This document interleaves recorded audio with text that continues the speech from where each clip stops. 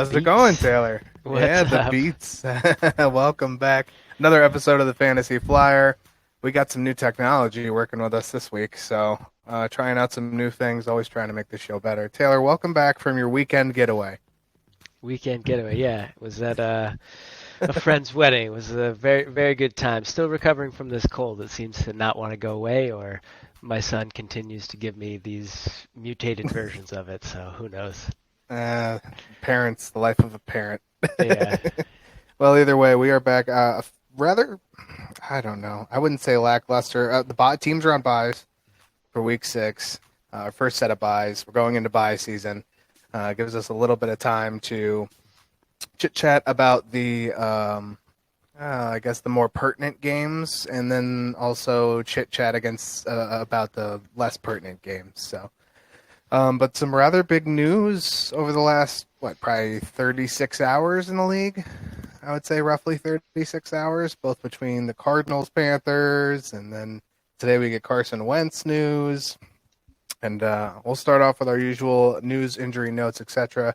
If you're watching the video, give a like on YouTube, subscribe on YouTube, like the Facebook page, follow us on Apple Podcasts, give us a listen. We appreciate it. Taylor, take away with the 9. Sure thing. So, coming into week 7, our buys are Bills, Rams, Vikings, and Eagles. Um, So we will, for the most part, skip those teams, but I do have a couple things on those teams. Only the Bills and the Rams. So just going in alphabetical order, Arizona Cardinals, Marquise Brown suffered a foot injury. He's out, and it seems like it may be season-ending, which is obviously unfortunate. With DeAndre Hopkins coming back, that could have been a nice tandem there, and really got this offense kicking because they've been struggling a little bit. But with that news in mind, they acquired Robbie Anderson from the Panthers, so he could start playing a role there. Obviously, they have Rondell Moore, so we'll see how Robbie Anderson fills in. But there was some weird things going on with the Panthers and him. Some disagreements and I won't say altercations, but some words between him and the coaches, and he basically sat out, I don't know, like half of that game or whatever. Um, About so that. he's out of there, and now he's with the Cardinals. We'll see how that plays out. Like I said, DeAndre Hopkins is back, and the running backs are a little hurting over in Arizona. Who did play in Week 6, apparently has a foot injury now. James Conner with the rib injury. Darrell Williams with his knee injury. They were both out last week, so we'll see what happens this week. But they have a rookie, Keontae Ingram, that may be worth stashing just with all these guys on all their running backs injured. Like I mentioned, Buffalo Bills are on bye, but I did want to say that James Cook seems to be getting more work, and there are some reports from some of the writers that the team wants to actually get him a bigger role. So if you have the capacity, may be able to sneak him onto your lineup and stash him over the bye week, and maybe he gets more involved and does some stuff there for you. Carolina, Baker Mayfield ankle still week to week. Sam Darnold is actually coming off of IR and will be participating in practice. They need him. But yeah, they definitely need him They need him. because the other guy, I'm drawing a blank on his name, PJ Walker. Paul Walker. Thank you. Yeah, not Paul He, Walker. No. I Although was gonna say Palmer. Okay. Well, Paul Walker and PJ Walker were rest in peace to Paul Walker, but PJ wasn't a lot better this past week. Yeah. It seems like that seems to be their problem as the quarterback. Obviously, Robbie Anderson had issues with any number of coaches, and they made him sit out. And then the Cardinals were like, well, I saw what happened yesterday, and I'm just going to call and see if you would like to trade him. For dirt, by the way, a Yeah. 6th and a 7th round pick in 24 and 25. The the Panthers were like, please, anything. Like, give us a pack of gum. We'll just get rid of him. but I think that's the real problem there is that quarterback spot. So I Yeah, hope Darnold provides some much needed targets, quality to the quarterback position. There's a list of things he could provide that they've not been getting. yeah, yeah. It's still up in the air as to whether he'll play, but hopefully, hopefully he will. Um, and then there's also some rumors about Christian McCaffrey trade. Um, and I think the idea being that the Panthers are not doing well. They don't have a lot to look forward to this season, so maybe they get some value for McCaffrey and plan for the future. If that's the case and they don't get a running back in the trade, then Foreman or Chuba Hubbard, Deontay Foreman or Chuba Hubbard may be worth a stash for the rest of the season there. Moving on to Dallas, Dak Prescott working towards playing in Week 7. Still not a definite, but looks like he's pretty determined. And after an unfortunate last week, they could definitely use him as it seems like Cooper Rush's. I don't know. I don't want to call it luck, but luck is kind of running out. He's has not been superb. It's 2 weeks in a No. row where they desperately are missing Dak Prescott, and you can tell. So Yeah. Yeah. So hopefully that pans out, but they have a decent record right now, so they don't need to necessarily force him back. But th- they're walking the line now. Denver, Russell Wilson hamstring is day to day. Week 7 is in question for him. Green Bay, Randall Cobb, ankle. He's apparently out for 2 to 4 weeks. high ankle Um, sprain. yeah. Los Angeles Chargers, Keenan Allen hamstring. He is apparently on pace to return to full practice this week. So it's not definite that he'll play this week, but it seems like that's trending in the right direction, and he may be able to go this week, which we'll talk about a little bit more about how that impacts Michael Williams and the rest of the team. The Rams, who I did mention are on bye. Cam Akers has requested a trade. So obviously, Daryl Henderson, the biggest benefactor here. But Adios, goodbye, amigo, friends. yeah, but honestly, they've never really put their full trust in Henderson, and he hasn't really done too much with it this season. So the rookie Kyron Williams is coming back from IR, maybe worth a stash there. I think that early in the season or during preseason before he got hurt, they actually had big plans for him. So that's a possibility. They also have Malcolm Brown, which we haven't really seen a lot of, but just throwing a couple names out there if Akers is actually traded, and I think Kyron Williams would be the one I would go after.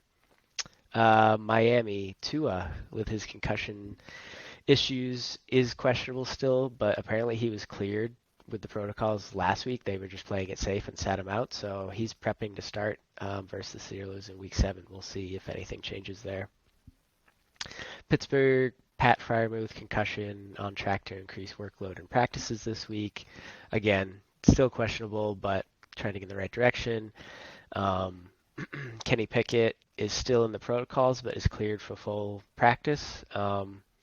So obviously, again, still questionable. Concussions, very hard to read, but hopefully he's able to come out and play. But rookie, I don't think they want to force it, so we'll see.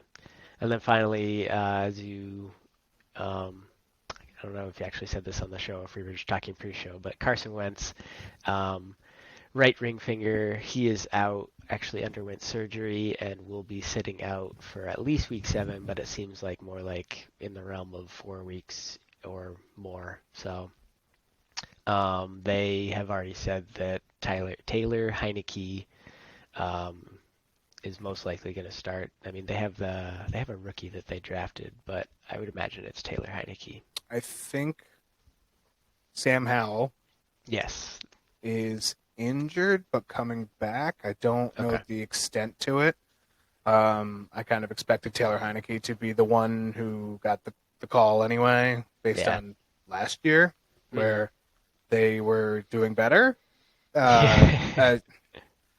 He didn't. With that being said, the team. I think in a small piece, this brings just about every running back in that backfield to a slightly better position, Antonio Gibson included, because we saw on Thursday's game that Gibson was non-existent until the third quarter for about 16 seconds, and then that was it.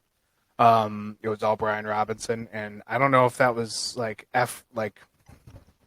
don't know if that was a intentional or if it's just the way they let Brian Robinson get the carries, and it just worked out that he was doing fairly decent on the ground for a game that had two teams that weren't really moving the football that well. But I think because of this, you can't go forward with that, and you have to kind of put all hands on deck because you're somewhat changing your game plan. He's not going to throw 350. Well, he might, but that's probably closer to a ceiling than an average like Carson Wentz has tried to do. Honestly, I think it's not the end of the world for the Commanders because Carson Wentz hasn't been able to get the team going in any game. I mean, there's just no first quarter doesn't exist to these guys, and hopefully Heineke. I mean, if Heineke scores 7 points, the only team that's worse than the Commanders in the first quarter has been the Cardinals, who were scoreless until this week in the first quarter. So, and they only scored 3 points, I believe, in the first quarter this week. So, Yeah, I think you're right. So other than that, I think it's time that Heineke. Not time. That's a lie. But it's good that Heineke's stepping in now and let Carson Wentz heal up because you don't want to pull Carson Wentz, who you just went out and traded for, but you also kind of want to see a change. Is it the rest of the team or is this the problem? So, was there anything else? I'm not looking at it. Nope, that's it. That was it for the 9 segment. Couple little add-ons. Actually, no, you got that one. I missed that one. So sorry. The Robbie Anderson news. CMC, I want to comment on that real quick because I've heard, and everybody's going to kind of run with it when they hear it or think it up and from a random thought that floated into their head. But the Bills trading for him, first off, if I'm the Panthers and you are the Bills and you call me about CMC, I'm asking you for the light fixtures, everything but the kitchen sink. Yeah. Because you are already good enough, and I want some of that. Just for that reason, I don't see CMC going. I don't think the Bills or the Chiefs, the Chiefs wouldn't do it anyway, but any of those high quality teams that are really overperforming right now would give up a whole heck of a lot and risk this year for CMC. Not to say that it's a risk at the end of the day all the way through. It could pay off, obviously, but if you got something good going, I see this being as more of somebody's going to sell the farm for like a mid-level team that's almost there. Top of trying to think of a team that doesn't have a good running back right now or any Cardinals. There's a good one. James Conner, super underperforming. Their leading rusher is Kyler Murray. There's a perfect example. You can't get rid, especially with Marquise Brown going out. You just went out and acquired Robbie Anderson. I would say long term that makes Rondale Moore expendable. Panthers need a tight end like there's no tomorrow. Imagine what value Zach Ertz gives to them. So just hypothetically, there's a team I could see the Cardinals coming out and saying, "Hey, I'll give you a first round and a second round and Zach Ertz and Rondale Moore. You give me CMC and a couple lower picks." For example. Really good. Really good. I like it. Moving along, we're going to go through I believe next on our docket is the 5 fantasy flyer results. If you paid attention on Friday, I'm going to start going over these results because I think it matters. I think I did fairly decent with the exception of Richie James. So Alec Pierce had a touchdown, 3 catches, 49 yards. Traquan Smith, 3 catches, 43 yards and a touchdown. Zach Ertz, which we've just talked about and I talked about on Friday, is still I think he led the team in targets. Arizona in targets. He was 7 catches, 70 yards. Eno Benjamin had 3 catches for 28 yards and 37 more on the ground. Surprisingly, the Seahawks did pretty well against the Arizona ground. They gave up the first and third most yards, respectively, to running backs when they are rushing and receiving. And then Richie James, who Daniel Bellinger, points to you, Taylor, for calling that 2 weeks ago. Daniel Bellinger coming out hot. He's stepped up and is a clear tight end one for these surging New York Giants, who look very good despite having this is almost like the like Mike of football teams. You're like, you don't expect them, the small guy, to be out there doing what they're doing, but they really are. So, but we'll start with the Week 6 slate review, or we'll start with Vikings and Dolphins. Not a whole heck of a lot surprising out of this one. The most surprising news, which isn't really surprising news, is that Skylar Thompson didn't make it through the first quarter. That was because of injury, so I guess that's the surprising part. But Teddy Bridgewater came in and threw the lights out, sometimes to his own team, other times not. 2 touchdowns and 2 interceptions. He was 23 for 34 with 329 yards. Not bad in about 46 minutes of work. 47 minutes? I'm in the ballpark. Something like that. Yeah. Raheem Mostert, this was not a game where the Dolphins could really run, but he still had 14 carries. I mean, the game script kind of made them throw. And you can tell that by Tyreek Hill, who had 177 yards on 12 catches, 15 targets. I've been seeing it all over the internet over the past 24 hours. He's actually on pace to break Calvin Johnson's single-season record at this current moment. I can't imagine that'll really get hurt if Tua comes back, when Tua comes back next week. It's just it's interesting to see this team produce so much offense and lose so many games. I know. Jalen Waddle, 6 catches on 10 targets, 129 yards. Mike Gesicki, who consistently wants to do what has been dubbed on Twitter as the skedaddle instead of the gritty. He had 2 touchdowns, 69 yards, and 6 catches on 7 targets. Hill, Waddle, and Gesicki combined for 32 of the combined 45 targets between Teddy Bridgewater and Skylar Thompson. So, I wonder who you have to guard if you're playing that team. That's kind of surprising. Miami didn't look like they did horrible in this game. I didn't catch a whole heck of a lot of it. I believe they were on the board in the lead for a little bit. I think it was 7-3 after Bridgewater's first touchdown to Gesicki. After that, Vikings kind of made their way back. Kirk Cousins, 20 for 30, only 175 yards, but had 2 touchdowns. Dalvin Cook had a 30, might have been longer than 40-some yard run, touchdown 53. run. 53. Wow, was it 53? I saw 77 yards, and I was like, couldn't have been over 50. Well, I was wrong. 13 carries, 77 yards, 1 touchdown. Justin Jefferson had 8 targets, caught 6 of them for 107 yards. Adam Thielen also had 8 targets. He only caught 4 for 36. I don't think anyone else. Irv Smith had a touchdown on 2 catches for 7 yards. Okay, if you want to stash him, but I'm firmly in the tight end 2 conversation unless they play like a team that's really bad against tight ends like Jacksonville or Indianapolis or Houston. Not a whole heck of a lot out of this game. I with the quarterback situation in Miami, I was not surprised that the Vikings came away with the win. I don't really have a whole heck of a lot that caught me off guard here. What about you? Yeah, the Dolphins could have been in this a little bit more if not for the 2 interceptions and a fumble from Waddle. So, I didn't know Waddle had a fumble? Yeah. I didn't even look at the fumbles when I wrote the stats down.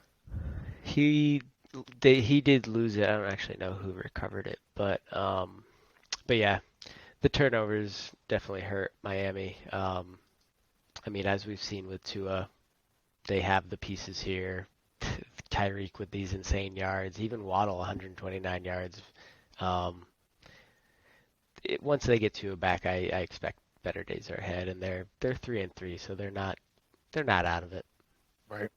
Statistically, based on point differential, Miami is the only team that is negative this year, despite the fact that they are tied for third in the AFC East. Yes, you heard that correctly. The Dolphins are 3-3. The Patriots are 3-3. The Jets are 4-2, and of course the Bills. Yeah, we'll talk about the Patriots because Bailey Brady, aka Tom Zappy, looks very good. I think This will be like the third week in a row where like, who was the old quarterback and why is he coming back? You're right. Don't come back, Mac. Next up, Miami will take on Pittsburgh in South Beach on Sunday Night Football. The return of Tua. Minnesota is one of our bye teams. Moving on, Falcons and the 49ers in a surprise result. The Falcons come away with a win 28-14. I only have 2 words for this one. Can you guess what they are? Kyle Pitts? Yeah, he still plays for Atlanta. It's just he not only did he play, but he scored a touchdown. That's suspicious. That's weird. It's like they want him to do well or something. I don't know. Not only did Kyle Pitts have the touchdown, the team in general, the Falcons were, I hate using the word efficient, but it is like my favorite word because they look different. Mariota actually looked good. Yeah, and he didn't throw for 300 yards. He threw for, what did he have, a 93% completion? He was 13 for 14 with 129 yards. Yep. He had 50 yards rushing and a touchdown. He had 2 in the air with his 1 on the ground. So he was responsible for 21 of the 28 points. Who had the other? Oh, that's right. There's the defensive touchdown between A.J. Terrell and Jalen Hawkins. Who Terrell caught the interception and then ran it to the 2-yard line and just kind of rolled it into the end zone. And Jalen Hawkins followed him and picked it up and got the score. Something like that, yeah. Teamwork.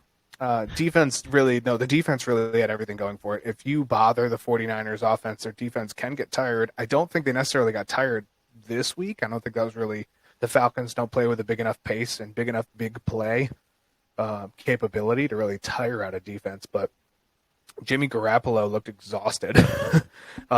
Isaiah Oliver came back for the defense. A.J. Terrell and Jalen Hawkins, like I mentioned, they combined for that touchdown. The defense had 2 interceptions and a fumble recovery. I believe Jeff Wilson was the victim of the fumble. Terrell had a interception, and also Oliver did as well. The secondary, I think I've said it a few times this year, the secondary for Atlanta is like their best thing. Their defensive line won't create a whole heck of a lot of pressures. They traded away Deion Jones 2 weeks ago to Cleveland for some kind of pick. I don't know why they did that, but they apparently felt very comfortable with just letting teams throw and throw into mistakes, and it kind of worked. They held the 49ers to only 50 yards rushing, and it caused. Garoppolo had to throw, and it was inaccurate sometimes. Bad times. Times. 2 interceptions. Yeah. Health of the 49ers defense also took another hit. Oh, well, defense and offense. Charvarius Ward, he went down with I think one was a knee and one was a foot. The other one, O-lineman Mike McGlinchey, left the game. He didn't return. Might have actually hurt Jeff Wilson just a little bit. Very experienced offensive lineman for the 49ers. But Mariota was very good. He was accurate. He was mobile. His first 6 passes of the game were completions. That's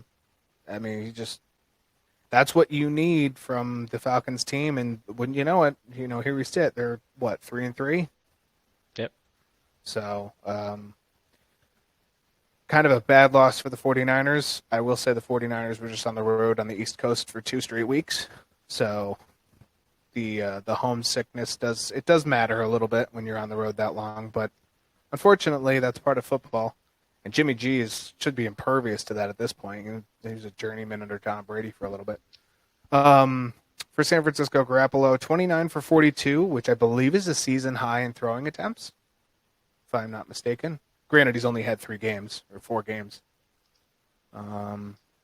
296 yards, 2 touchdowns, 2 interceptions. I'm going to wait for you to stat correct me on that 42 and tell me he threw for like 53 times like 2 weeks ago or something. No, you are correct. I am correct. I know against the Broncos he didn't throw more than like 25 times. And I think like his average is probably in the 20s. Brandon Ayuk, 8 catches on 11 targets, 83 yards, had both touchdowns from Garoppolo. George Kittle had 10 targets, also caught 8 of them for 83 yards. Debo had 10 targets, 7 catches for 79 yards. Those names were 33 of the 41 targets. And, I mean, that's not a horrible completion percentage at 29 for 42. Those aren't horrible yardage totals. The interception and the fumble stopped 3 separate drives. Mm-hmm. There's just nothing else you can say about it. Atlanta, we mentioned Mariota and his very, very good Geno Smith-like stat line with the addition of running. Chase Huntley and Tyler Algier combined for 110 yards. Olamide Zaccheaus. Caleb, Huntley. What did I say? Chase Huntley? I feel like I don't know where I got that name from, but it sounds familiar. Olamide Zaccheaus. Zucchini. But I'm going to start calling him. Oh, you owe me a zucchini. 4 catches, 58 yards. I was between, in our Dynasty League, Olamide Zaccheaus and Randall Cobb to pick up for this past weekend's matchup. And I picked up the wrong one. So Zaccheaus was the pick. Because Randall Cobb had like 1 catch for 9 yards and then got a boo-boo on his ankle and left and is gone for now, 2 to 4 weeks. Kyle Pitts only had 19 yards, 3 catches, but again, he had the touchdown. Drake London had 3 catches for 40 yards.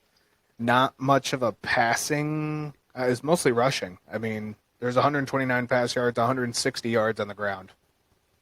And then the defensive touchdown, which obviously doesn't count for offensive yards, but that was the all of Atlanta's 28 points. They did it just super efficiently.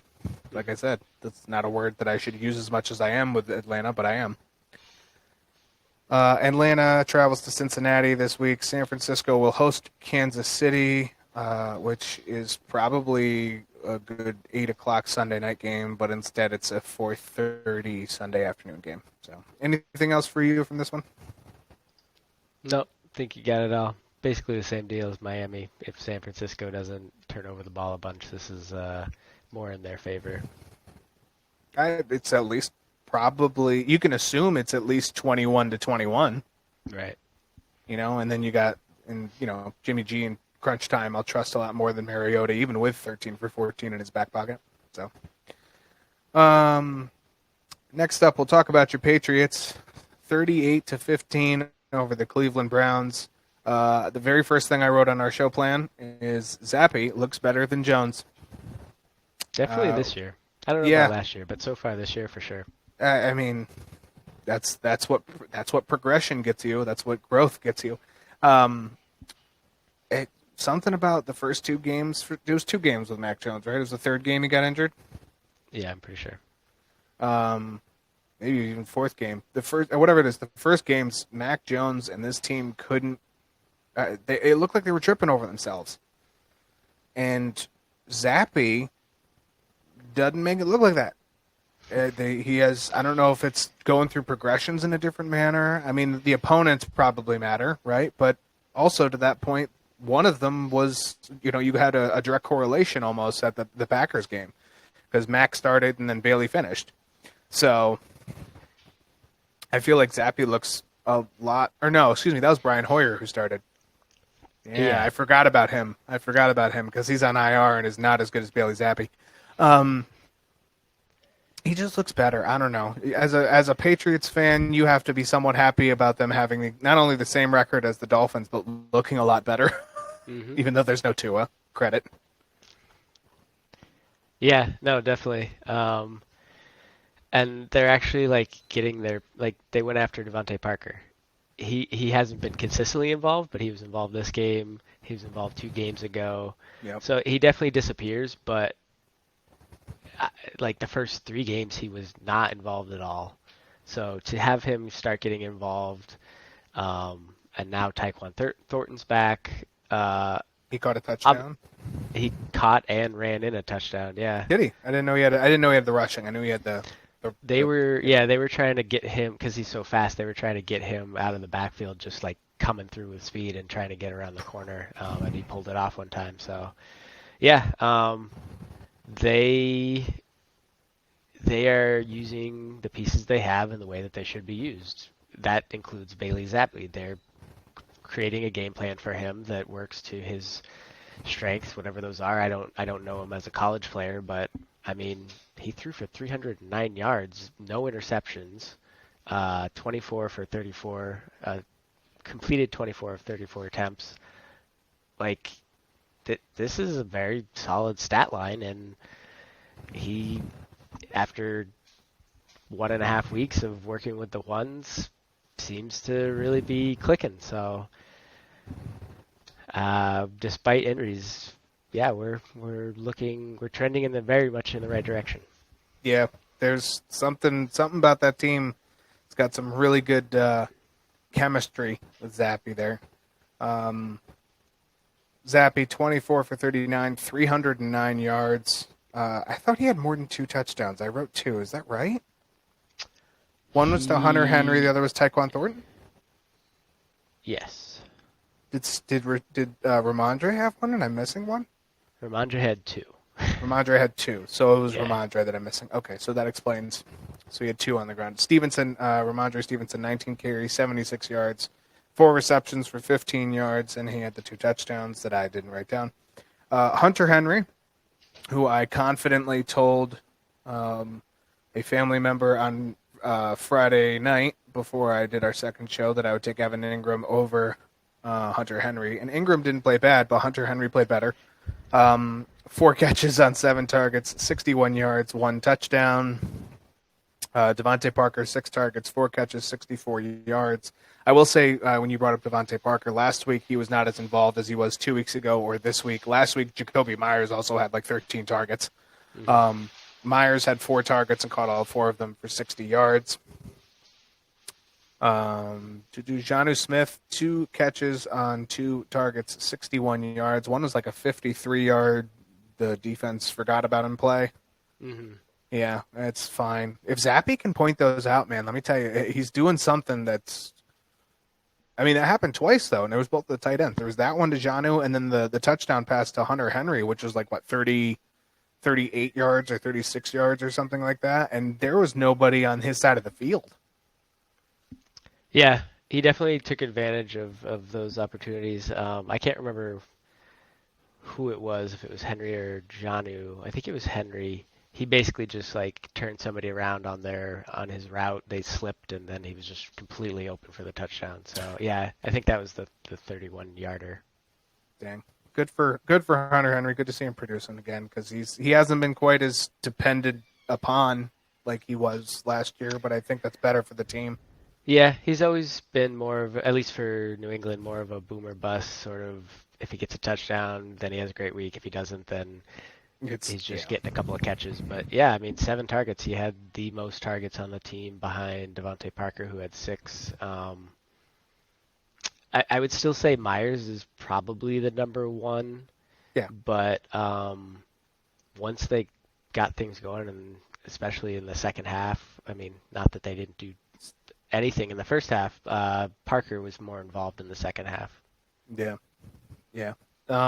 Also, a side note, I don't think you included this in the 9 segment. Nelson Aguilar has been rumored for trades as well. I had not heard that. He's been underutilized in the offense, and many front office, I guess not many front office, but many people in some front office executives feel that he's somebody that could be sent away before November 1st. Yeah, and to be honest, looking at this game, they're right. Yeah, I mean, right. when they drafted Tyquan Thornton, I mean he's basically a Nelson. He wasn't Aguilar long replacement. Yeah, he wasn't long for that. Unfortunately, which is him and Kendrick Bourne, who we haven't talked about ever. Is he hurt? It's unfortunate. He did get hurt in this game. He played, but I thought he got hurt. Yeah, I like Kendrick Bourne a lot, but yeah, he's definitely starting to become the odd man out. I mean, unfortunately, he isn't as talented as these other guys. Yeah. For the other side of the ball, the Browns are mediocre again. So sorry. Just Brissett, first 3 games, totally different than his last 3 games. We're going to call a spade a spade. We're going to point it out. We're going to address the elephant in the room. He threw the ball 45 times, only completed 21 of those passes, 266 yards, 1 touchdown, had 2 interceptions, had a fumble. He's not moving the offense like he was. To make it worse, the game script made it so running was not efficient, and Nick Chubb also could not move the offense because they did not give him opportunities. He He had 12 carries for 56 yards, which are both season lows so far. Definitely a flop for him, but I think that's also an oddball game because I think you really got to get down by like 15, 17, 20 points before they take it out of Nick Chubb's hands. Yeah, I mean, you've been saying this all season. If you keep him under 100 yards, then you have a chance or very high likelihood of beating the Browns. And maybe Bill Belichick's been listening to our podcast. Cleveland, 4 for 15 on third downs, had 4 turnovers. There was another fumble, I believe, somewhere in there. Kareem Hunt, I'm going to guess. Complete guess. I feel like I looked at it. Chester Rogers had a fumble. Jacoby Brissett had 2 fumbles. I'm sorry, Mr. Rogers' neighborhood had a fumble? Something Chester like that. Rogers, yeah. Yeah, Chester Rogers. That's all right. New England just playing good football. That's just big. Stevenson filled in for the injured Damian Harris. Did you have any update on Damian Harris? I did not check or listen if there was one. Honestly, I just focused on a lot of the bigger news. I figured That's Friday's show will That's give fair. more There'll be a little insight bit. into- There'll be a lot more there. There'll be a lot more Yeah. on Friday's show. So, yeah, just impressive game from New England. I'm thoroughly enjoying the football that they are putting out. And sad to point out for Cleveland fans that it's not going as well as it was the first 3 weeks, even though you were 1-2 through those first 3 weeks, and that's even worse. For the rest of Cleveland Browns receiving core, Donovan Peoples-Jones, 4 catches on 5 targets, 74 yards. He was your leading receiver. David Njoku, 6 targets, 3 catches, 58 yards. I believe all of that was in the first half. Not the targets, but the catches. Amari Cooper had 4 catches, 44 yards, and a touchdown on 12 targets. So New England not only was able to game script / beat Chubb out of being effective or being an option, they effectively took Amari Cooper off the table as well. Effectively. 4 catches on 12 targets is, I mean, Christian Kirk is sitting there going, what is this guy doing? We'll talk about Christian Kirk a little later because he actually did something this week. But 12 targets is, I mean, you like seeing 12 targets. You like it. But you take there's your answer. Like, hold Chubb, make it so that he's not usable in some fashion, and then focus on Amari Cooper, and you're going to see the Cleveland Browns struggle. So, in a game that I will only be interested in because New England is playing, New England will invite Chicago to come play at Gillette Monday Night Football. Cleveland will have an interdivisional matchup with the Baltimore Ravens. Anything else for you from this one? No, not too much relevance. I guess it's kind of interesting that Cleveland has been doing 3 tight end sets, but still seems like Njoku's the tight end you want there. Yeah, I think I mentioned it on Friday's show. 47% of going into this week, and I'm sure it changed because Nick Chubb only had 12 carries, but 47% of Nick Chubb's carries going into week 6 were on 3 wide receiver sets. So I feel like the 3 tight end is kind of like the response to that, and they're switching their offensive line stack. I don't think it's really working, or it didn't look like it worked, but I don't know. That's also a hypothesis on my part. So up next, we'll tackle the Jets at the Packers. Surprise result. We're both wrong on this one. This was the first of our host v. host games. You did not get to put up your opinion on the video, so I feel like your opinion was not far from mine in that I feel like the Packers just find ways to win. They have a more established backfield, and they're the Packers. Like, Aaron Rodgers hates losing. And then they get embarrassed at home by another white and green team. The Jets did amazing. The Jets are just really good on both sides of the ball. Like, their defense was underrated going into the season, and I'm not going to say that I expected them to be a top 8 or top 6 defense, but I believe right now they are like 11th in defensive efficiency, and they're doing good. just Sauce Gardner is a problem for whoever he guards.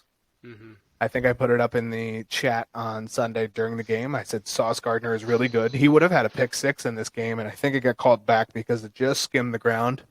I didn't watch that play, so if it was something else, forgive me. But I thought somebody had said that it had skimmed the ground. Okay, fine. So Green Bay was 4 for 16 on third downs. The Jets were 1 and 11. So you would, just hearing that stat, you would think, oh, God, the Jets were just atrocious. The only problem is that on those other 10, they must have punted, mostly. Green Bay did not. Green Bay was 1 and 4 on fourth downs. So out of the 12 times that they failed on third downs, they took it a step further and failed 3 more times on fourth. So instead of having any point or taking any yardage and throwing it back that way, they gave great field position to the Jets. Both teams had 278 total yards. The Jets outrushed Green Bay 179 to 60, which is the exact opposite of what we kind of expected out of the running back core. But you have to give respect to Breece Hall, who is, by all accounts, an RB1 so far. He's probably, what would you say? He's probably 10th in the league in running? 8th, 10th, Overall? 12th? Yeah, he's bottom end RB1. He's not, he's not. But you got to figure Jonathan Taylor hasn't been producing. CMC just started 2 weeks ago. Breece had a couple weeks where he split it with Michael Carter, so I'll give that to it. But for the most part, he's got to be, out of running backs, he's got to be somewhere near an RB1. Oh yeah, definitely. I mean, week 1, he didn't. What he had six attempts. So he's gone 6 attempts, 7 attempts, 8 attempts, and now he's 17, 18, 20. So basically, after week 3, week Right. 4 on, he's been heavily used. And so in that regard, so I'm just looking at like 1, 2, 3, 4, 5, 6. He's at least this particular, which is PPR, full PPR, half PPR. I think it's half PPR. Right. He is, what did I say, 6th, 7th? 1, 2, 3, 4, 5, 6. 6th in points for RBs. And he didn't barely play, but his attempts in weeks 1 through 3 were like nothing compared to these other guys that are in the top: Austin Eckler, Nick Chubb, Saquon Barkley, Christian McCaffrey, Leonard Fournette. And Leonard Fournette has run so much, and he had such a cruddy first 3 games. Like, he might as well have run the ball 6 times because there's no difference between what he ended up getting. And that's not really his fault. We said that O-line is going to be hurting. But, man, like just that comparison, it really makes me jump off the page because it's like, wow, Leonard Fournette is averaging like 20 carries a game. Right. So to have Breece Hall be that high and have that much less usage, he could go up into the top, finish top 3. One could only hope for me, right? Yeah. I'm actually going to real quick bring up his stats as I keep going because I am super interested. Apart from the 100 and how many yards is that again? My screen's not loading, of course, when I want it to load. How many yards did Breece Hall? There it is. It loads right there. 116. Yeah, he had 20 carries for 116 yards and a touchdown. He had 2 catches. I think it was like for 5 yards. Nothing impressive. But for the fantasy person, those 2 catches mean a lot in PPR leagues. Zach Wilson only had 110 yards throwing the ball. So Only threw it 18 times. Yeah, which, again, we're going to point it out. Good heavens. He's not throwing it like we expected. Breece Hall is 14th in yardage right now. Just for reference. And actually, Christian McCaffrey has him by 2 yards. And that's with 9 more attempts. Right. So that kind of gives it. Jeff Wilson has him with 5 more attempts. Khalil Herbert's up there, who's actually carried less than him, but that's because of that one giant game. So, Zach Wilson not throwing the ball like Joe Flacco was, and it's hurting Elijah Moore and Garrett Wilson. Like, it is effectively Breece Hall's team, and unless the Jets get down by 10 or 14, and even when they do, Breece Hall's still going to probably catch something out of the backfield. Nobody had a lot of targets in this game, I don't believe. I think it was another game where like 4 was the number. Garrett Wilson had the most, 5, but he only caught 5. 1. Right. Sad panda. Corey Davis, 2 catches on 4 targets, 52 yards. Important to note, the Jets sacked Rodgers 4 times for 36 yards. Sad panda for the Packers. Rodgers 26 for 41, 246 yards, a single touchdown. That touchdown went to Alan Lazard, who had 9 targets, 4 catches, 76 yards. I believe that's who Sauce Gardner was covering for a chunk of the game. I think so, yeah. The Jets were not guarding Robert Tonyan, who had 12 targets, 10 catches, and 90 yards. I don't think Tonyan could have done much more. I know someone who could have, and that was Aaron Jones, who did not carry the ball well. A.J. Dillon really didn't have an opportunity to carry the ball that much. Well, neither one of them really did, I guess, but Dillon had more than Jones, I guess. All in all, caught me by surprise. I thought this would be closer than the sportsbooks had it. I know the sportsbooks had the Jets as 7.5-point dogs going into kickoff, and it didn't seem like the Jets were ever going to be a 7.5-point team in this game. And boy, was that right. So, anything else? Oh, go ahead.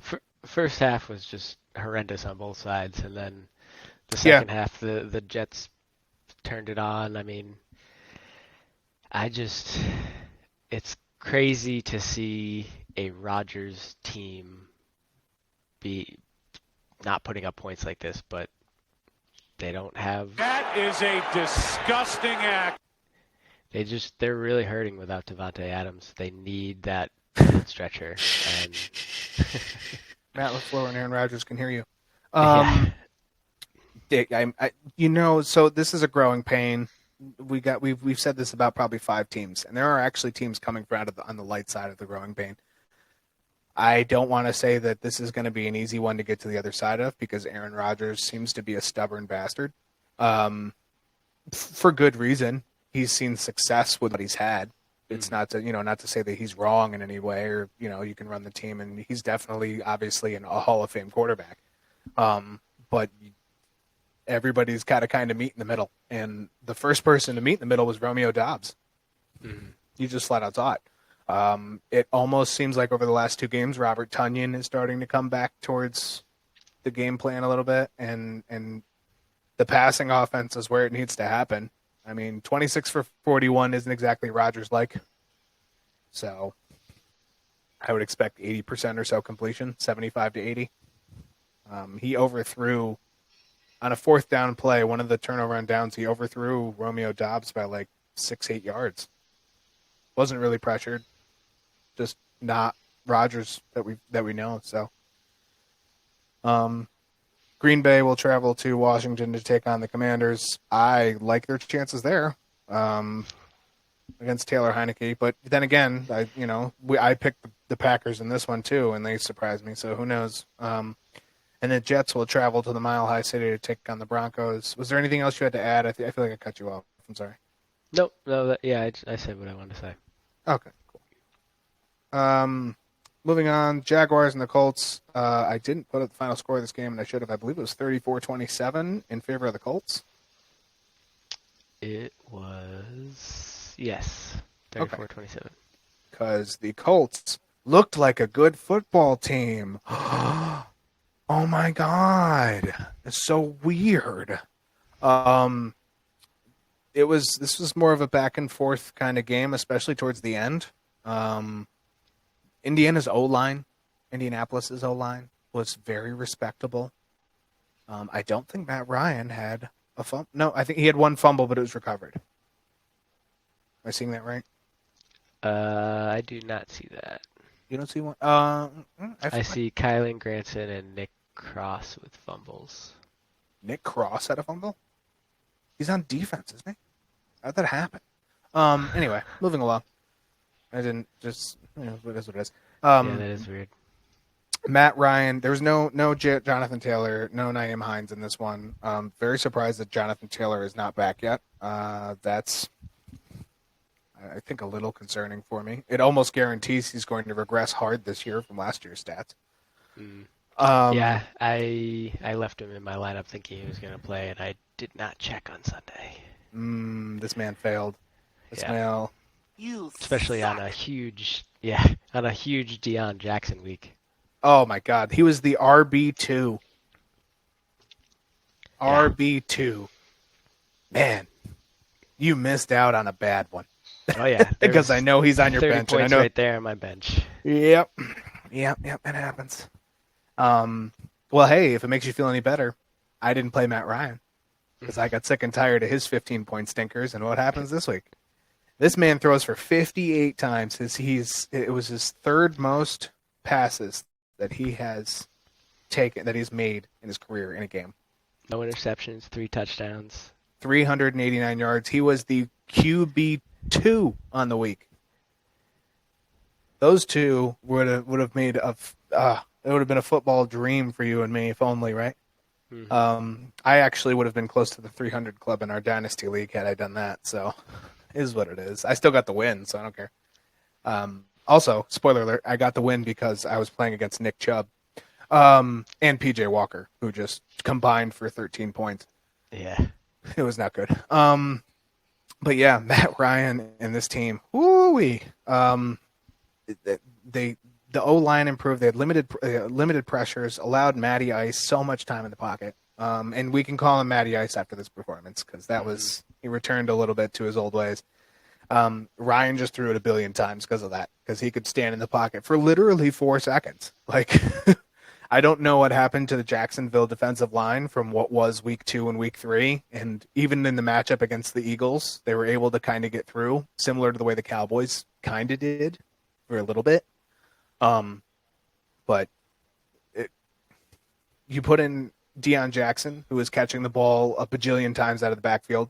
You throw it a bajillion times to Michael Pittman. And I'm sitting there with Alec Pierce in my lineup. And Alec Pierce was one of my 5 fantasy flyers. I'm like, God dang it, here we go, right? Like, here's the stink of the week, right? He's had 10 fantasy points for 2 straight games. He's had 8+ targets, 2 straight games. Like, of course, here Paris Campbell's got 11 targets. That's what I can't believe. Yeah, Paris Campbell was involved. Not only was he involved, he was targeted on horrible, in the fourth quarter when it was, I think it was a 3rd down play in the fourth quarter. Matt Ryan threw into triple coverage. Who did he throw to? Paris Campbell. What? It's okay. If that's the one criticism that I can make for Matt Ryan this week, and he cannot listen to me because he was the QB2, that would be it. Because other than that, Campbell, 7 catches, 11 targets, 57 yards. He had a touchdown.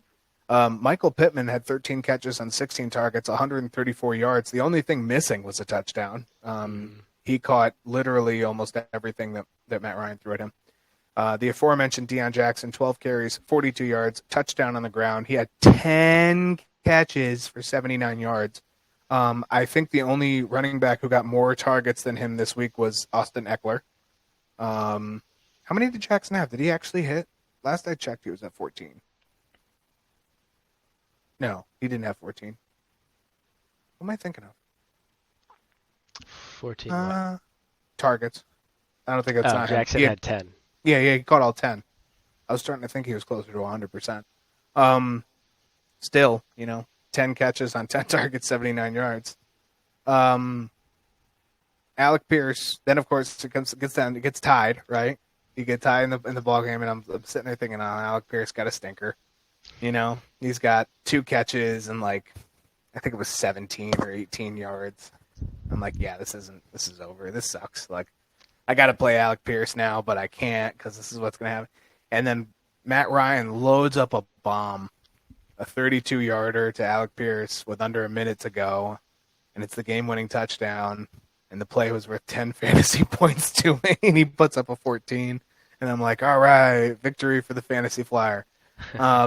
And for my dynasty team, because that was huge. It was a great catch, too, from a football standpoint. He got up and more or less took it off the top shelf. I don't know who was guarding him, whether it was Cisco but they sent him on this beeline route towards the post.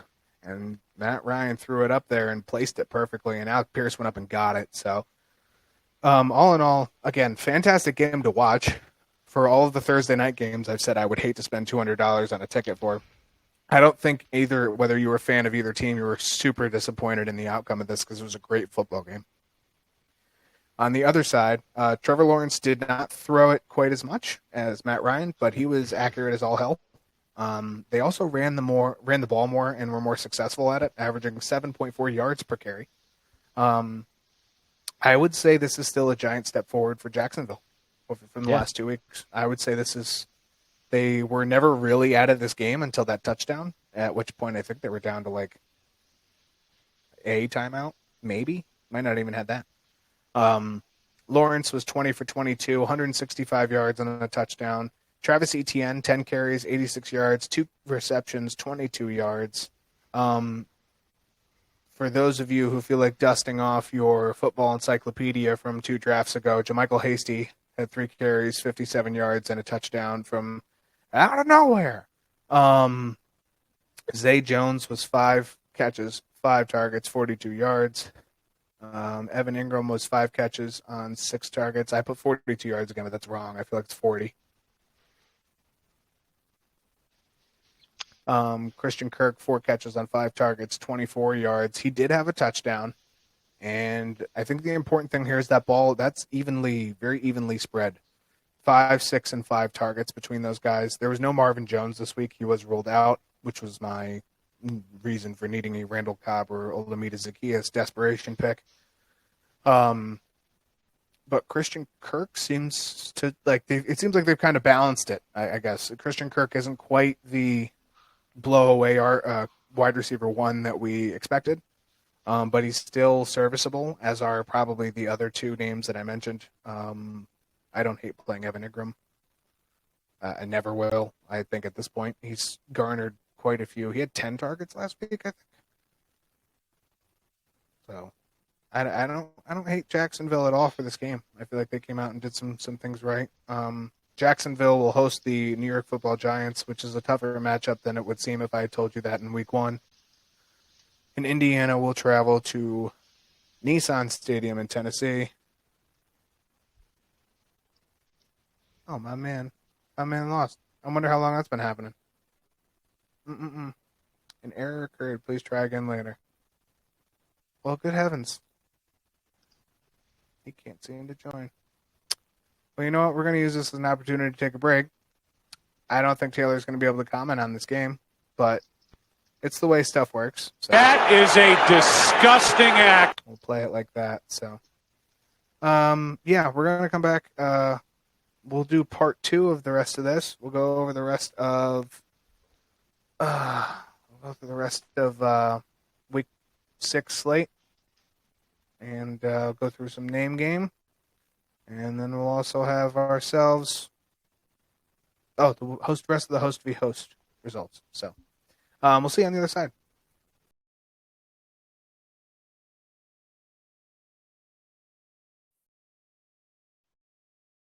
All right, and welcome back after our bout of technical difficulties as we had to revert. As I said at the beginning of the episode, we're trying new technology, and some of it worked for a little bit, and now we're going to stick out like a sore thumb now. So, moving along to the continuation of our Week 6 slate review, we are going to go to.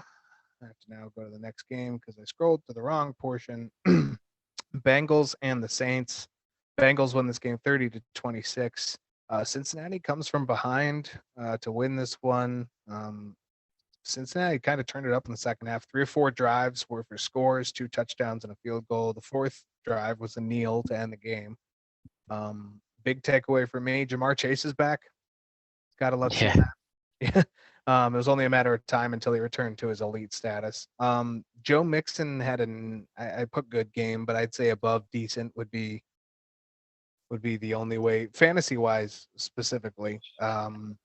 He still isn't getting a lot of rush yards. I thought he'd have a really good rushing game, but apparently not the case. Granted, they were playing from behind a fair amount, but most of it came in the air for Joe Mixon.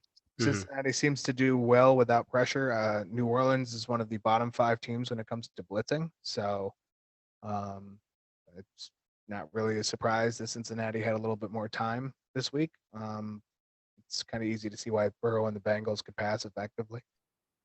For New Orleans, arguably they look better with Andy Dalton. It's we were kind of surprised 2 weeks ago, and then last week we were like, oh wow, they're still doing very well, and they might have lost this game, but I don't think Andy Dalton really did anything wrong, especially considering there's no Michael Thomas, no Jarvis Landry, no Chris Olave. So shortage of key wide receivers, but still some good play from him.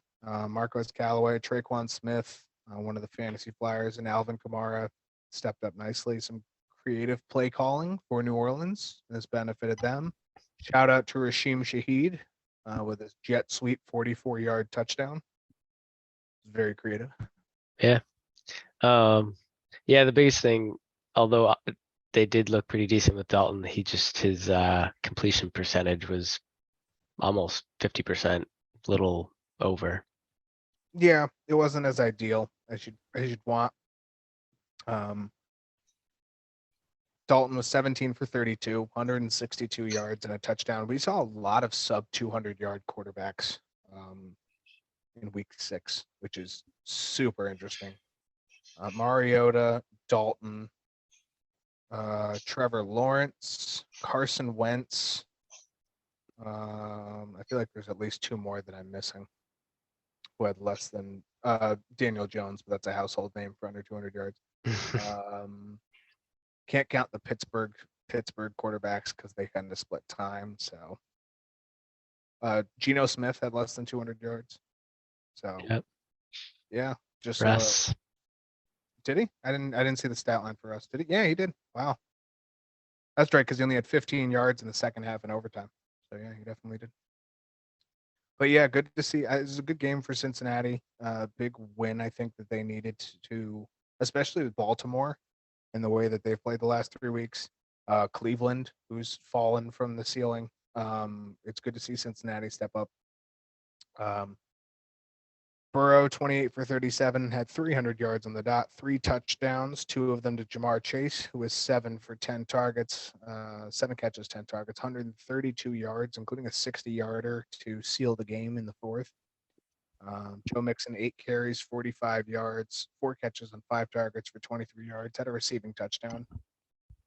Tyler Boyd, 6 catches, 6 targets, 66 yards. T. Higgins, 6 catches on 10 targets, 47 yards. That was probably the most balanced that offense has looked. Words are difficult. So I like that. I like Cincinnati still kind of found their way, whatever the words might be. Other than Dalton for New Orleans, let's see. Alvin Kamara, 19 carries, 99 yards, 6 catches on 9 targets, 25 yards.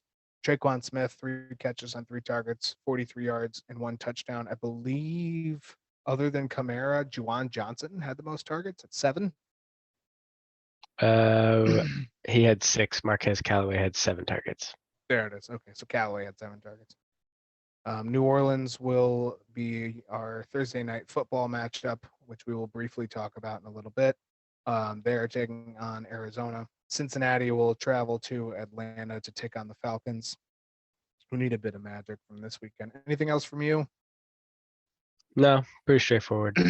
Yeah, I feel like that's par for the course of that one. Speaking of the Ravens, they lost to the Giants in New York, 24-20. My question to you is: are the Giants better? I mean, the answer is pretty obvious, but are the Giants really better than we thought? I don't know what to say about them. I don't think that. I guess as a whole, like when you consider the coach, the defense, the offense, yes, as a whole, they're better than we thought, but I still just don't buy into their offense. I don't know how they're getting it done. It's still baffling to me. This game, the offense really didn't. I turned 18 to 21 years old for an hour or 2 Sunday afternoon because when the Giants win, I'll just say it publicly. I feel like Giants fans, when the Giants win, they are so pumped, and when they lose, they are so overly critical. Like there's no mid ground. Maybe it's just the Giants fans I know, but I feel like every Giants fan hates every part of that team, starting with Daniel Jones when they lose, and when they win, it starts with everything but Daniel Jones, and it slowly trickles that way. The Giants defense won this game for them. They didn't force the interception. So there's an interception and a fumble in the final, we'll say 4 or 5 minutes, I think, for the fourth quarter. The interception had nothing to do with the Giants. It was a horrible snap that was off count, and it ricocheted off of, or almost ricocheted off of Lamar Jackson's helmet. He had to scramble and pick it up. And by the time he picked it up, he had 3 Giants in his face and had to run and throw on the run through the interception. Giants did nothing but get gifted the ball at that point. The fumble was a strip sack fumble from Kayvon Thibodeau. And I'm very happy that he's doing something because I know he was injured for a little bit, but he had 10 tackles. I think he had 10 tackles through this game in 4 weeks since he came back. And that is extremely low for someone who's supposed to be an outside linebacker. But it's good to see him strip sack, and he was very emotional after the game that he was able to come up with that. The defense, all in all, has been keeping them in a lot of these games. It happened with the Titans. They were down by 11, I think, to the Titans, or 10, and they came back and won that game. It happened here where they were down by a touchdown and a half and ended up coming back and winning the game. The defense is stepping up when it needs to, and it's buying Daniel Jones time because Daniel Jones doesn't have receivers. So I think the play calling for one is absolutely a lot better. Defense is just clutch. And most of the game, it really shut down Lamar Jackson. Lamar Jackson, 17 for 32, 210 yards, a touchdown, and an interception. And if you just listen to what I said about Andy Dalton, that is literally like 50 yards better than Andy Dalton, and that's it. So that shows you how effective the Giants defense is. Not to say that Andy Dalton's horrible, but, all due respect to Andy Dalton, but Lamar Jackson can throw for more than 210 yards and complete more than 17 of his 32 passes. Yeah, that's the same exact completion percentage, which Right. is ridiculous. Right. Ravens couldn't move the ball in the second half. The crucial turnovers doing them this week. Last week, I think they also had another turnover that was quite damning on them. So my counter argument or my counter question to you is, are the Ravens not as good as we thought? Have they just been figured out? Because I feel like they've kind of been figured out. If you pull Mark Andrews out of it and you attack Lamar Jackson, the team doesn't really succeed all that much. Yeah, I mean, that's sort of what I know we always say that a lot of it rides on the quarterback, but for the Ravens, it is very much on Lamar Jackson. It's like twofold. Yeah, exactly. Especially because of his rushing capability, and they just don't have. Although I say that, and Kenyon Drake had a phenomenal game, but until this Massive. week, they haven't had really any sort of running back that was doing much. So I don't know if they're worse than we thought. I think that they're just too heavily reliant on Lamar Jackson. Yeah. And that brings it up. They did not have Rashad Bateman for this matchup. Demarcus Robinson didn't really step up. Devin Duvernay didn't really step up. So they isolated Lamar Jackson and Mark Andrews. Andrews had Mark Andrews game. He got 7 catches, 106 yards, a touchdown. But for those of you playing the bingo card at home, he had half of Lamar Jackson's yards on 7 catches. So Lamar Jackson had 77 yards. Kenyon Drake had 119 yards on 10 carries and a touchdown. So he did perfectly fine. It just seemed like when they needed to not turn the ball over, they failed twice. So I mean, behind Mark Andrews, Isaiah Likely, the rookie tight end, was the next highest yards, right. in yards, which was 30. Yeah, bad. Yeah. For the Giants, Daniel Jones with your classic Daniel Jones outing, 19 for 27, probably a little low in the completion percentage for what he's been doing this year, but still very successful. 173 yards, 2 touchdowns. Saquon Barkley, 83 yards on 22 carries. He had a touchdown on the ground. Could have had a second one, but decided to lay down in front of the line after the final turnover and run the clock out. Smart play. 3 catches for 12 yards for Saquon as well. Daniel Bellinger, once again, props to you. He was 5 for 5, 38 yards and a touchdown here. The return of Wan'Dale Robinson was successful. 3 catches on 4 targets, 37 yards, and a touchdown. He did, I think, what you really need Wan'Dale to do, and that is be available. Yeah. If you're not going to see Darius Slayton or Richie James, obviously Daniel Bellinger, like I said, is the tight end 1. If you're not going to see them, Wan'Dale Robinson needs to use his speed. There was one crucial third down play. They were like 3rd and 12 in the third quarter of this game, maybe even the beginning of the fourth, where he ran an out route and he came back in, and Wandale took the shoes off Kyle Hamilton. Did a fantastic job and ended up getting the first down, and it led to, I believe it led to a score. So the Giants will travel to Jacksonville. Baltimore will face off against Cleveland at home. I have nothing else from this game.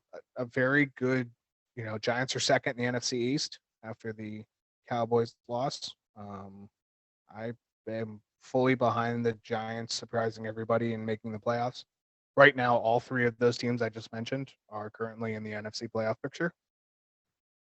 So I'm fully behind the Giants going 10-7 or 11-6 this year. They may even surprise us and do better. They're 5-1. Well, yeah, they are. I don't know what their schedule looks like going forward. If I recall correctly, wasn't great. But then again, look what happened when they faced the Titans and the Ravens. 2 games where we were like, okay, well, they might put up a fight. And not only did they put up a fight, they won both games I mean, very they're effectively. apart from the Jaguars next week, they have the Seahawks, who are very porous. They have the Texans, the Lions, also pretty porous. Then Mhm. they have the Cowboys, Commanders, Eagles, Commanders, Vikings, Colts. So they finish off pretty tough. But the next four weeks are pretty decent for them. Yeah, I would say Cowboys, they already lost once too. They'll have Dak back by then. I say that's Yeah. an L. Eagles, both games are L's. Yeah. Vikings will be a good game. That's on Christmas Eve. The rest of them are very winnable football games. So again, you're right. You come out of here even 12-5 with those. You beat some teams. They've already beat the Packers too. Can't forget they beat the Packers last week in London. So Mhm. yeah, they're Giants.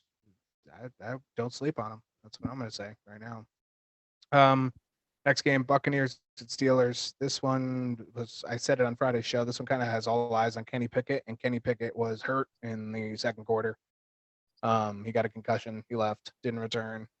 In came Mitchell Trubisky, who did well. The Pittsburgh defense held Tom in Tampa Bay sufficiently.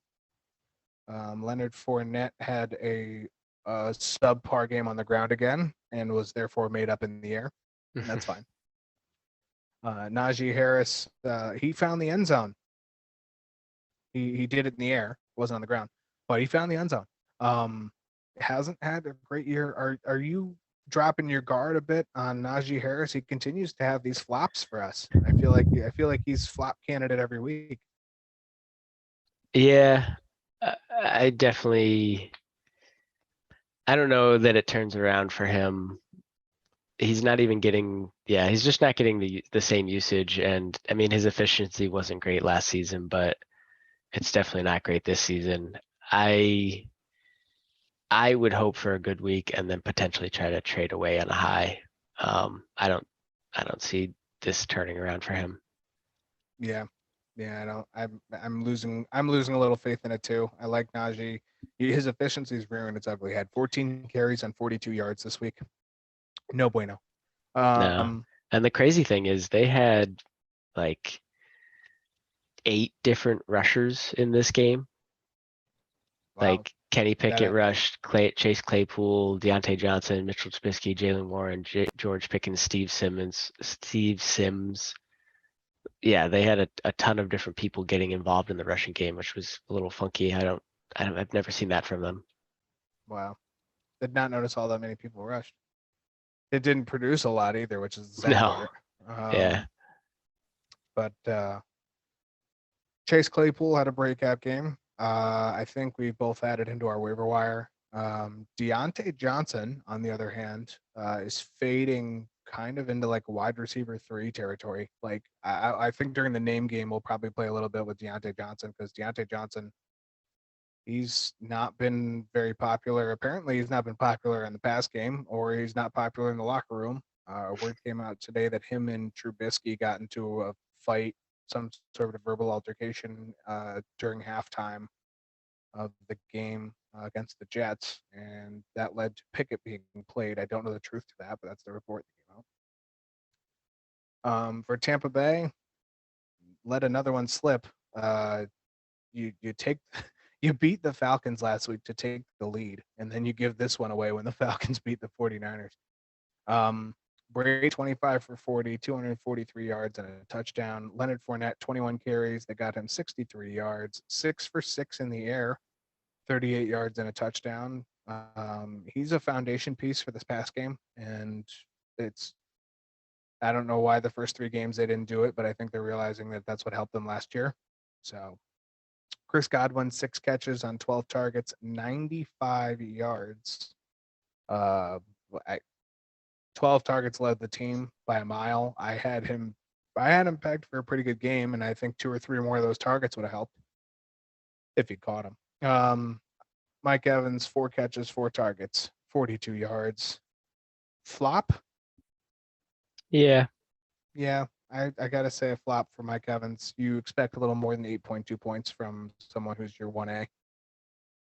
Just being honest. And even really Godwin didn't exactly, he's not a top by any means. 6 No. catches for 95 yards. You'll take 15 points for a wide receiver of that caliber. Like, that's okay, but that's like average. So for Pittsburgh, I believe I didn't write down Kenny Pickett's stats because he was not for the majority of the game. He had a touchdown and he started off 5 for 5 with 41 yards. I want to say he ended 6 for 11. Actually 11 for 18. 11 for 18. He had more than I thought. 11 for 18. How many yards though? 67. 67 and a touchdown. So Trubisky was 9 for 12, 144 yards and a touchdown. Fine, perfectly fine. We talked about Najee. Chase Claypool, 7 catches on 7 targets, 96 yards and a touchdown. Deontay Johnson, 5 catches, 7 targets, only had 28 yards. So not very deep at the point of target. I think this is his 3rd straight week under 12 fantasy points for someone who is like in the top 20 going into this year. I think his ADP going into this year was like 27 or something. Yeah. Shocking, heartbreaking. Up next, Tampa Bay will travel to Carolina. Pittsburgh is in Miami for Sunday Night Football. Anything else from this one? Just from the Buccaneers side, strange that they have their weapons back and they perform so poorly. I don't know. That it is mattering that O-line. We saw a lot of the sideline picture when they were losing. Tom Brady was letting his offensive line have it. And yeah, he was all over them. There's a reason for it.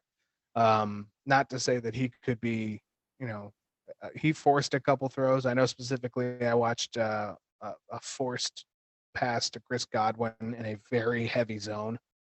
It was in the end zone. Would have been nice, but he tried to bullet a pass in there and it wasn't going anywhere. I don't know who knocked it down for Pittsburgh, but this is a game where Tampa Bay should have been able to capitalize. There's no Minkah Fitzpatrick. Right. And no, I don't know. Hopefully better days for all of Tampa Bay's. I mean, this is Brady's, his farewell tour, so to speak, and it's not really going like you'd imagined. So either one of two things is going to happen. He's going to keep fading, or you can expect some 30-point wins and 500-yard games from Tom Brady. I don't know which way we're going to go. Right. Moving along to the 4:00 games. Panthers at the Rams. The Rams win this one 24-10. First note that I have, I'll read it word for word. Panthers and PJ Walker, a match made in heaven. To elaborate, neither one are very good. And they complement each other so well. I see why CMC is looking for a path out. I think Robbie Anderson got the best end of the stick by getting traded out of there for this year. The coaching change did not help their team chemistry. I know they didn't like Matt Rule. Great. Now you have to learn somebody else, both as a head coach and a defensive coordinator. Sam Darnold, I think, and it's good that I wrote this before I heard the Darnold news, but he's the only quarterback that makes me like any receivers on Carolina. With Robbie Anderson gone, Shi Smith will probably be your 2. Well, really your 3 until CMC is traded, if and when. Because CMC once again had 8 targets this week. DJ Moore had 7, and nobody else. Nobody else was above 3, I don't think.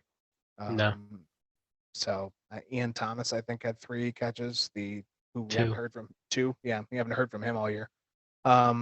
So Panthers did not. They just don't impress me. They're in the Bears realm for me. I don't have any fantasy. If it's not CMC, I have no interest in anybody from fantasy from them. I've faded DJ Moore now entirely. I will open up the door for a reevaluation on that now with Robbie Anderson gone. Other than that, sorry, don't expect much for Panthers fans.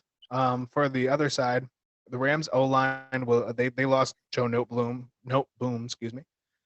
who is the new left tackle. He is gone for, is it the year? I feel like he tore something not good and he's gone for the year. That's just not good for a team that isn't giving Matthew Stafford any time in the pocket. That's just another place where you'll get attacked. It's just the easiest way to put it. Cam Akers, that trade is imminent. I think that that came out on Wednesday last week, Thursday like last that. week. Yeah. That he was not playing. It was personal reasons. He's got a problem with the team. Sean McVay kind of tried to play coy. He failed because we all saw through it. And then Dale Henderson starting, and then I think it came out yesterday or this morning that they're actively trying to, not actively, but they're accepting opportunities to trade him, and they want to find him a place to start somewhere better. So I don't see, if you're looking for a running back, you are going to sell Cam Akers low versus Christian McCaffrey, because I think somebody's going to give up a little bit more to get CMC than they will to take Cam Akers. Yeah, for sure. That's just the other plus side for this is a wild Allen Robinson. That's a throwback. Yeah, there you go. I mean, it's they threw him the football. It's super effective. He was five catches on 6 targets, 63 yards and a touchdown. And if you're thinking Cooper Kupp had 35 targets, he didn't. He had 8, 7 catches, 8 targets, 80 yards. Ben Skoranek, 5 catches on 5 targets, 40 yards. He had a rushing touchdown. His only rush, it was 17 yards. Darrell Henderson, 43 yards and a touchdown on 12 carries. They didn't really feature him a whole lot. I think he also had like 2 catches, something in that neck of the woods. So, but the important thing here is that Stafford was rather, I hate using the E word, but we're going to say it again. He was efficient. 26 for 33, 253 yards. He had a touchdown. He did have the interception. But other than that, this was a game you really can't complain about. They spread the ball. Ben Skoranek was a serviceable 3 again. I don't have Tyler Higbee's stats. Is that because he did nothing, or did I pretty much? He had 1 reception on 2 targets for 7 yards. Perfect. All right. So that's because I didn't write him. So a little bit of a, well, not a little bit. It's a flop for him. But for Carolina, Christian McCaffrey, 13 carries for 69 yards, 7 catches on 8 targets for 89 yards. DJ Moore had 7 targets, and I don't think he did a lot with them. And there's very little else to talk about offensively with this Carolina team. I am selling every share, and I think the Panthers are the 2 in real life of Christian McCaffrey, and they're moving on. So I don't think he will be with the Panthers a week from now. I think somebody's going to come in, and that's just my guess. When we go on to film our show next Tuesday, the 25th, which will be on almost my birthday eve, I don't think Christian McCaffrey will be a Panther. Carolina will face off against Tampa Bay. The Rams are on bye. Anything else from you? Nope, not a lot here. Perfect. Cardinals at the Seahawks, another game that really doesn't have a lot to it. We'll breeze through this one. Cardinals offense is struggling. DeAndre Hopkins might turn that around. Robbie Anderson won't, but I feel like that's a I don't know. I feel like those are two different tiers of wide receiver that fit better than Marquise Brown and DeAndre Hopkins did. Where you're trying to feed a two-headed monster. Now you have the one-headed monster, and you have Robbie Anderson floating underneath the surface. And somewhere a little further down is Rondale Moore, who just has like this deep threat. I just feel like that's a better tier. Not to say that you don't want Marquise Brown, because everyone wants Marquise Brown, but I feel like I don't know. I feel like it fits better on the roster construction. Maybe it's me. I can see that. Yeah, I don't. Especially if you're looking to give Murray more opportunity to scramble, because he should. He had Mhm. 10 carries for 100 yards, I believe, Mhm. in this one. Which I don't think he's had anything close to that in previous games. Right. And to be fair, they didn't win. They didn't even look good. But it's a new tool, and again, not looking good can change, because now you have DeAndre Hopkins, who will be back this Thursday. Cardinals played end zone defense really well. They only allowed 1 touchdown in 5 trips, but they never succeeded themselves. They were 0 for 2. I'm convinced Geno Smith is an upgrade from Russell Wilson. I know it's not beautiful how they won this game, but that's sometimes the awesomeness in different quarterbacks, is grind, grit, finding ways to win the game. The lone touchdown of this game kind of came off some clever Geno Smithery. That's not a word, but it's gonna be. And the Seattle defense, especially Quentin Jefferson, who I have to mention by name because he had a 76.7 defensive grade on trying to track down Kyler Murray and getting into the pocket and disrupting him, did a very good job. Kyler was uncomfortable for a chunk of the game. It led to 100 yards, but again, they didn't score a touchdown in this game. And that's important for a team that should be. They've come from behind and they can score when they want to. Kyler showed it off. And to have Arizona only go to field goals, I feel like that's a success for Seattle. So Murray 23 for 37, 222 yards, an interception. He had the 100 yards rushing. Benjamin 30.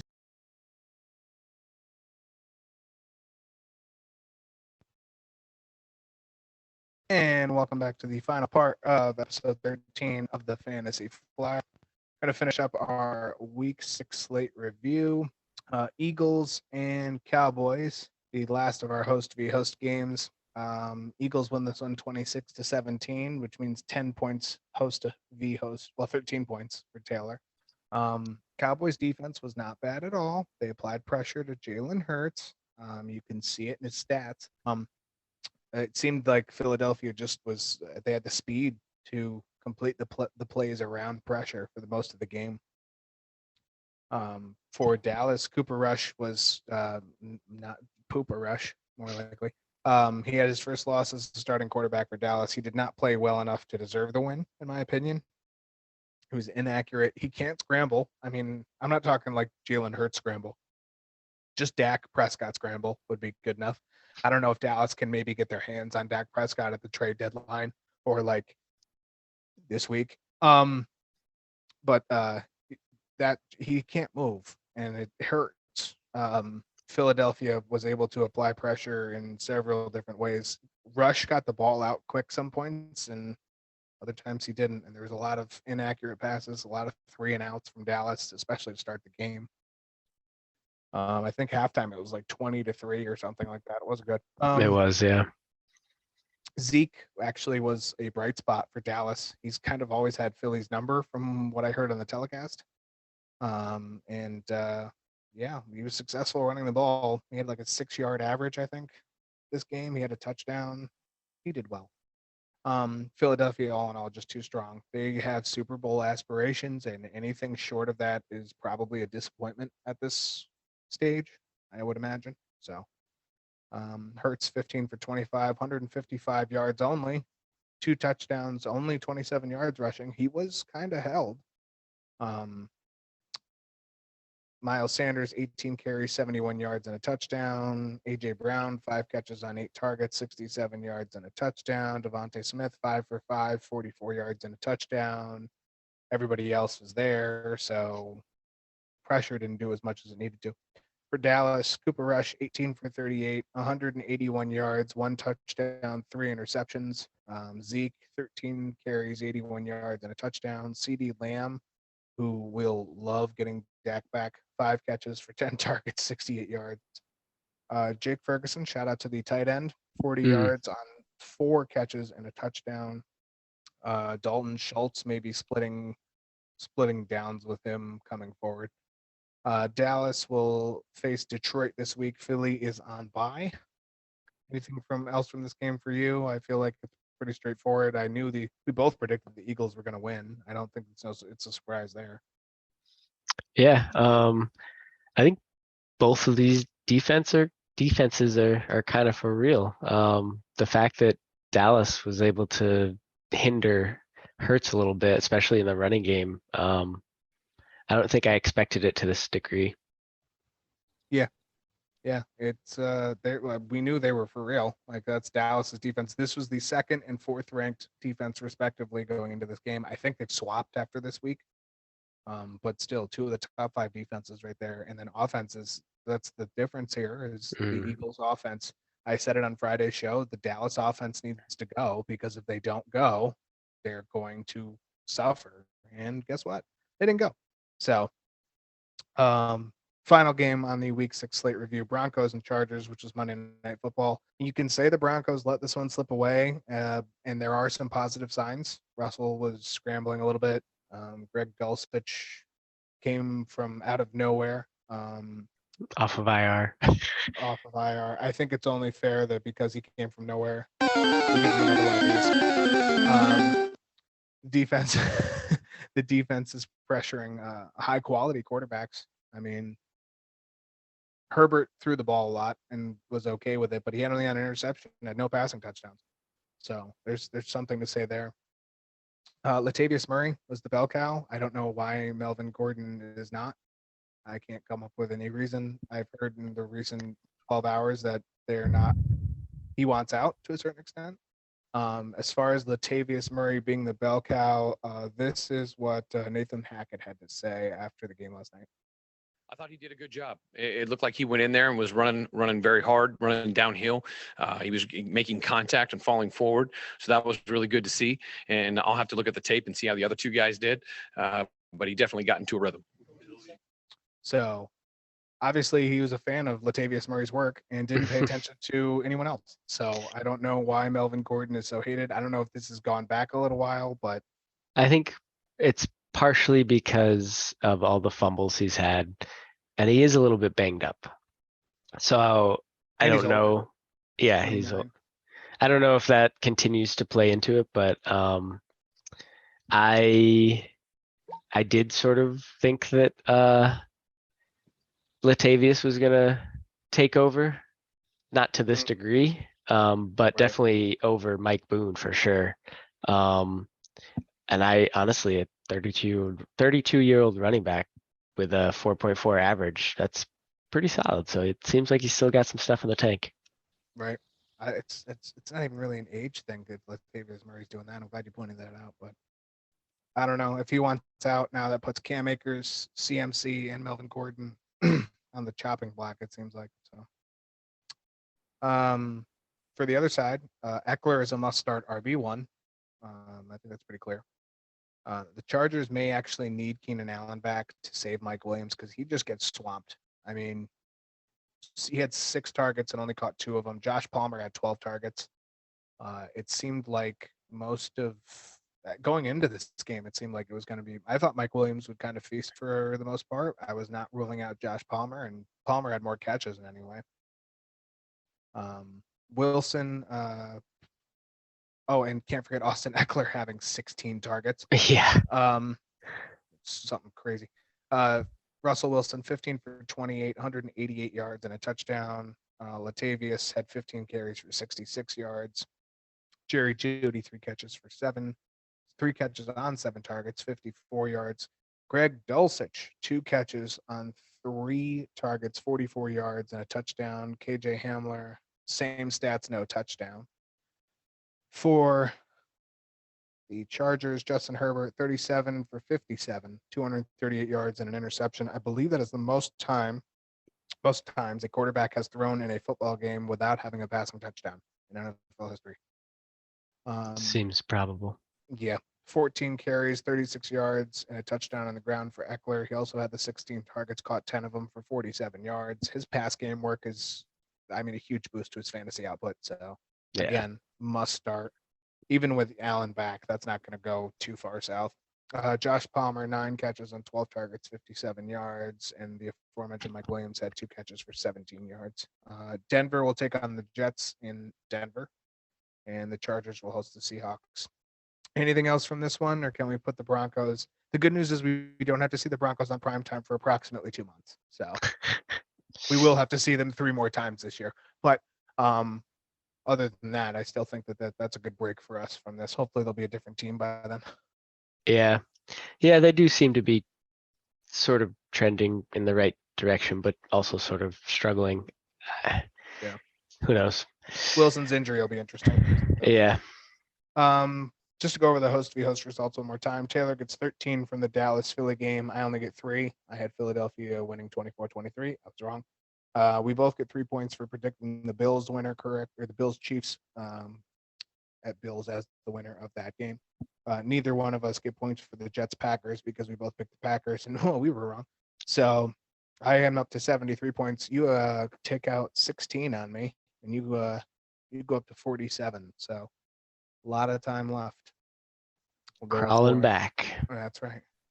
We're going to real quick go through 4 downs. We got about 12 minutes left, 12 and a half minutes. So real quick for 4 downs. If you haven't watched a 4 down segment before, we're going to give the other person on the show, the other host, 4 statements. They're going to rank them from least likely to most likely, or most likely to least likely. Doesn't matter which way they do it. So I will give you my 4 downs first, and have you rank them. They're all pretty straightforward, I think. Okay, you ready? Sure. All right. Down number 1. Geno Smith has more touchdowns than Russell Wilson for the rest of the season. Down number 2. Alec Pierce has more touchdowns than Adam Thielen rest of the season. Say that fast. Adam Thielen rest of the season. Say that 5 times fast. Down number 3. Kyler Murray has more rush yards than Lamar Jackson rest of season. And down number 4, Austin Eckler has more fantasy points than CMC the rest of the season.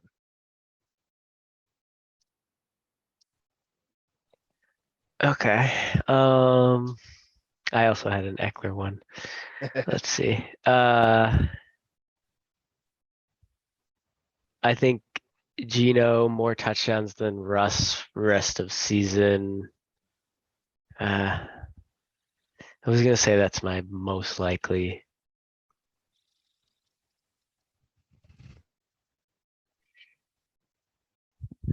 All right, I'll stick with that. That's my most likely, followed by Pierce more touchdowns than Thielen.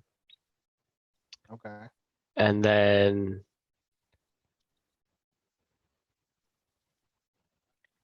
I do know they want to get Kyler rushing more, or at least he says he wants to rush more.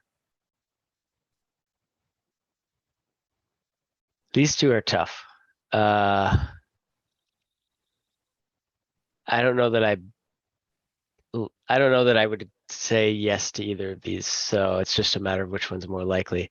I guess Murray having more rushing yards than Lamar, and then Eckler more fantasy points than CMC is my final least likely. So Eckler having more fantasy points than CMC is least likely for you. Interesting. I'm pretty sure Eckler has like 60 more fantasy points than CMC right now. Right now? I was looking at this earlier. I must have missed that. I feel like I could be very wrong. Hold on. Oh, I mean, he is up there. He is like, well, yeah, because he had back-to-back.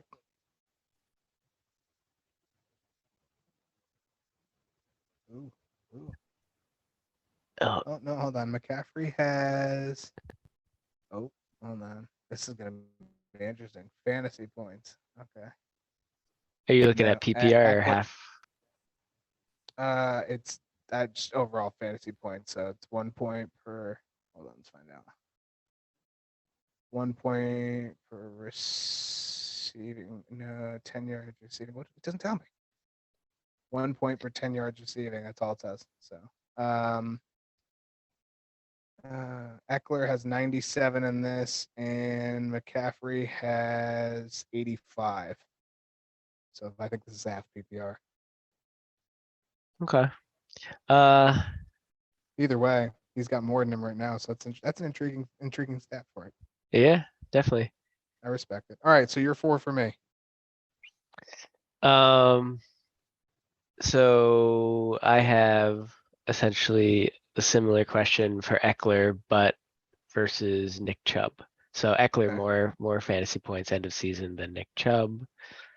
Oh, I also have a Pierce one. So both Pittman and Pierce finish better total fantasy points than any Green Bay wide receiver. Trevor Lawrence finishes the season better than Kirk Cousins fantasy points.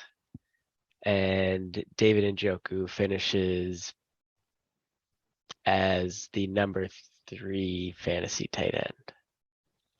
Obviously, he's not going to beat out Kelsey and Andrews, but Right.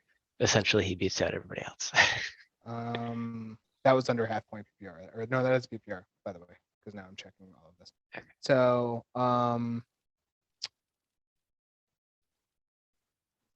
oh, because of the PPR, Eckler has more than Chubb right now, and also, I'm going to find it. Yeah, Trevor Lawrence has 1 point more than Kirk Cousins currently. Mhm. I'm gonna go. That one's a little. No, that's a lie. All right, so Eckler over Chubb most likely. I'm gonna put.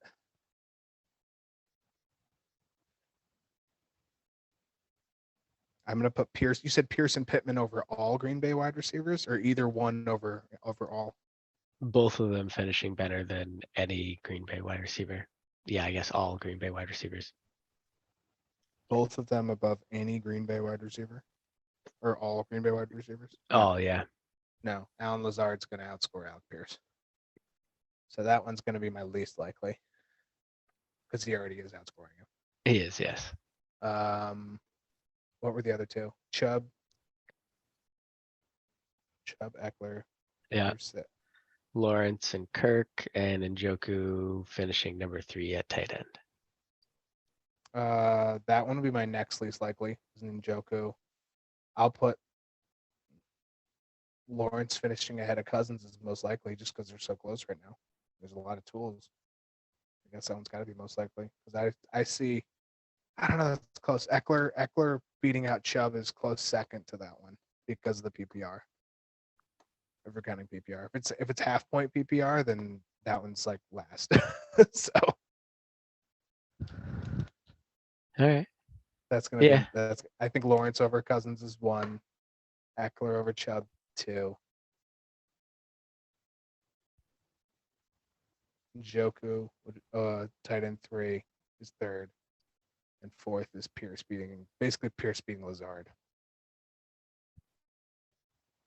Yeah. Yeah, that's the biggest thing there. Okay. That's Cool. interesting. Yeah, I really like Alec Pierce though. I would not be surprised if he starts hauling in 6, 7, 8 catch games and a touchdown a game when you hit week 10, 11, 12. Yeah, I he's had really 2 like him. solid weeks 3 in a row. 3 in a row of 10 points or more fantasy points. So last week he had 8 for 81. This week he gets the touchdown, his first touchdown. The week before that, I think he also had 6 catches for some yards. So moving on, we're going to do our final segment, the name game waiver wire edition. I'm going to mix in a little bit of who would you rather have for, or if you're considering dropping some people who've been underperforming, but So I'll start off. Actually, I'm going to start off. I'll go right to that. Would you rather have, and this is going to be an easy one. Would you rather have Deontay Johnson or Chase Claypool? Easy one for it'll probably happen somewhere because somebody's probably waiting on Deontay Johnson to have a great game and it's not happening. I think at this point I would still say Deontay Johnson, but it is very tough. This is the first week that Claypool actually outperformed him, I think. Fair. That's fair. Tough to gauge this one, but Robbie Anderson or Deontay Johnson. Yeah. Rest of season? Rest of Well, yeah. season. Yeah, because if you can assume one of them's whoever's there is probably gonna get picked up by someone else. So yeah.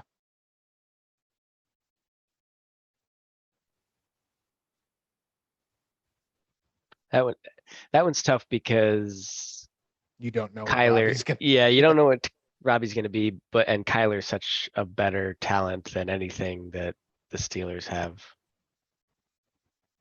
I think I might still go Deontay. I think he's Okay. just, more custom, more claim to the offense. yeah. I don't hate it. Oh, go ahead. Matt Ryan. Oh, this one might hurt. Matt Ryan or Kirk Cousins? I don't know if it's because I'm a Kirk Cousins owner in a couple leagues. Probably Kirk Cousins. It's close though. Matt Ryan had obviously a great week, and it seems like they might be turning things around.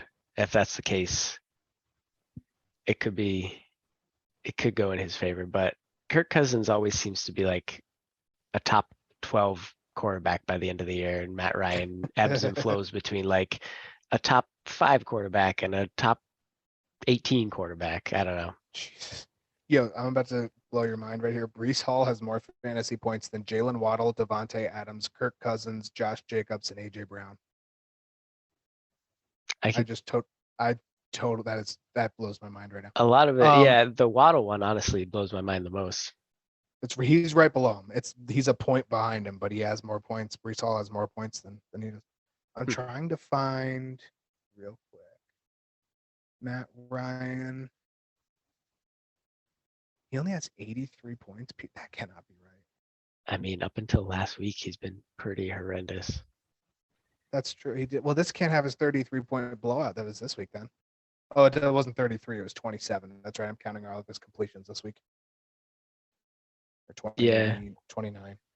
17.8 is the highest I see before this week. Last week. Yeah, that sounds actually that's okay. That's fair.